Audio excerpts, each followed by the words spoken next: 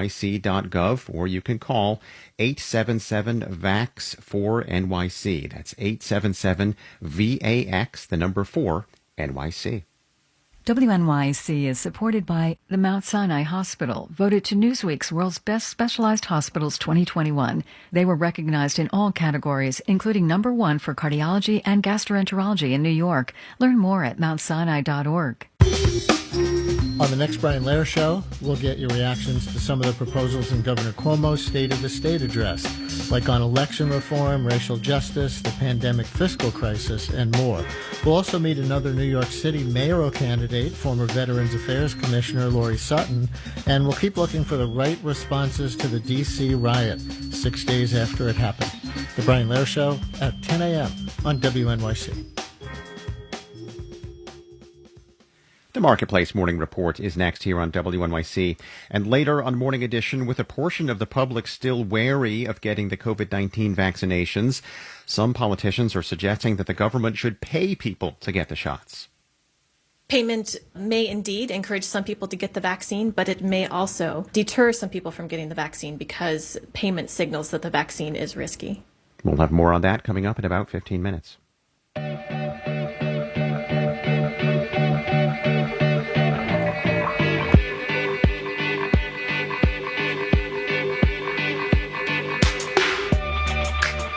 An article of impeachment and a resolution calling on the vice president to invoke the 25th Amendment to the Constitution to remove President Trump from office was introduced yesterday in the House of Representatives. We expect a vote on the resolution this evening.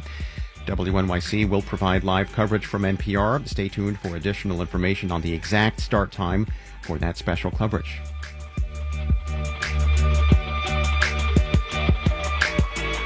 .34 now. It's going to be sunny today with a high of 42 this afternoon.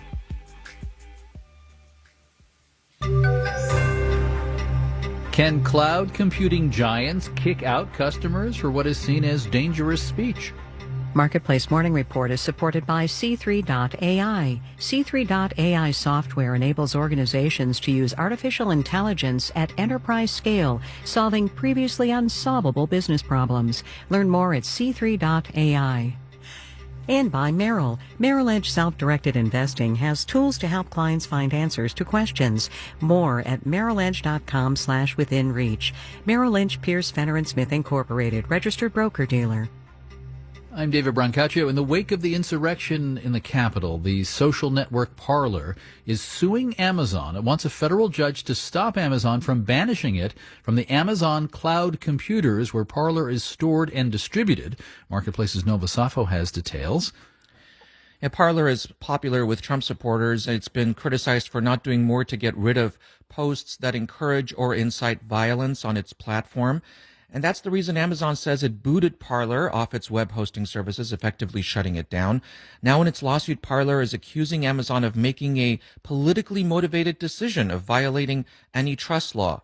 And it's pointing to Twitter, saying Twitter also has violent posts on its platform, but has not suffered similar consequences. So Parler is claiming a double standard there, David. Now, there have been lots of questions about whether big online companies are quashing protected speech. Does Parler have a case here? You know, we put that question to Daphne Keller. She's a cyber law expert at Stanford, and she was skeptical. Platforms' ability to exclude content they don't want to carry is grounded in the platform's own First Amendment rights to set editorial policy. And platforms have won a lot of cases on that claim. It's hard to identify any kind of legal claim that can get past that.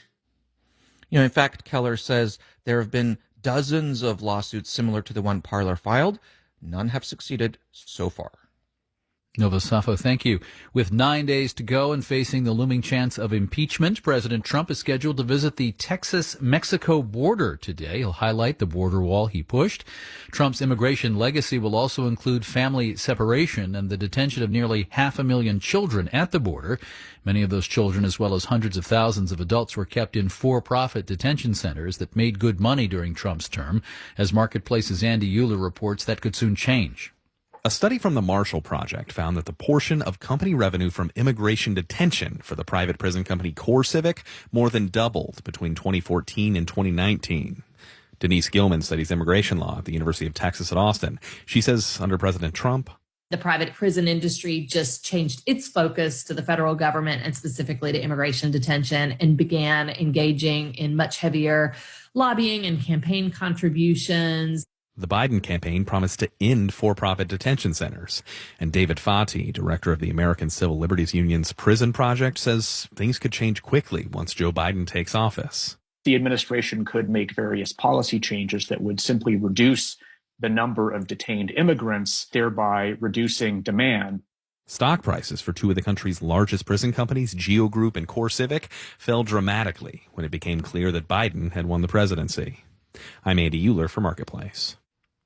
S&P and NASDAQ futures are each up 0.3%.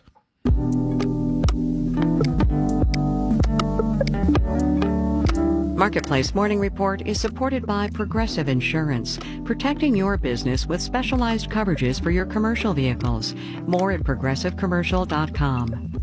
And by Constant Contact, with email marketing, websites, online stores, and other resources, committed to helping small businesses and nonprofits stay connected and do more business online. More at ConstantContact.com. And by Fidelity Wealth Management, providing perspective on a client's entire financial picture. Investment minimums apply. Fidelity Brokerage Services, LLC. Now to the business of fine art and how a painting or a print is not a knockoff if the artists themselves make the copies. Today, the Marian Goodman Gallery in New York is opening an exhibition on what are called multiples, a movement that art critic Blake Gopnik says got high-end art into the homes of people who are not rich, families like his. Blake, welcome back to the program. Pleasure to be back again, David. Art in multiple. Some have seen this over the years as what, a force for making society better? Yeah, I think what happened is in the 1960s, there was a movement to fight what was a really brand new high-end market by making challenging art in larger editions, making it available to anyone who wanted it instead of it being just something for the high end. These multiples helped shape you and the whole Gopnik family? You have a stake in this story? Yeah, I'm afraid so. When I was a kid, I grew up surrounded by art, by mostly pop artists like Roy Lichtenstein or Claes Oldenburg. And I guess I didn't really realize until recently that all of these works that my poor, young academic assistant professor parents bought were produced by this company in New York called Multiples, Inc.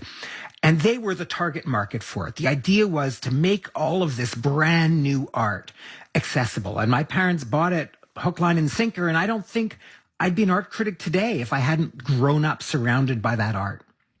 And some of the multiples that your folks got was challenging art? Yeah, I think it's important to realize that the point of multiples was never to provide easy art for every living room.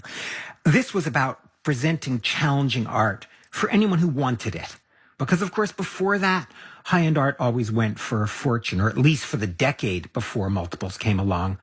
It makes things more accessible, but I guess economics often says that if one is precious, 300 of the same thing would be less valuable. I know, printmakers don't see it that way. They tend to do editions.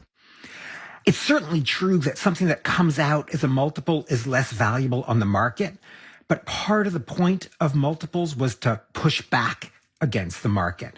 And their being cheaper and their being not unique was part of the point. They were supposed to be about mass production. They used the materials of mass production, like plastic. They used actual fabricators, from the world of everyday commodities, like banner makers, to make these objects. So it was really a pushback against the whole notion of uniqueness that the high-end market had always been built on. Art critic Blake Gopnik's New York Times article is entitled "Who Said Art Is Only for the 1%?" He's also the author of the comprehensive Warhol biography. Blake, thank you so much. Thanks a lot, David. A pleasure. 2021 so far, the year of higher interest rates, the 10-year benchmark now up to 1.17%. I'm David Brancaccio, Marketplace Morning Report from APM, American Public Media.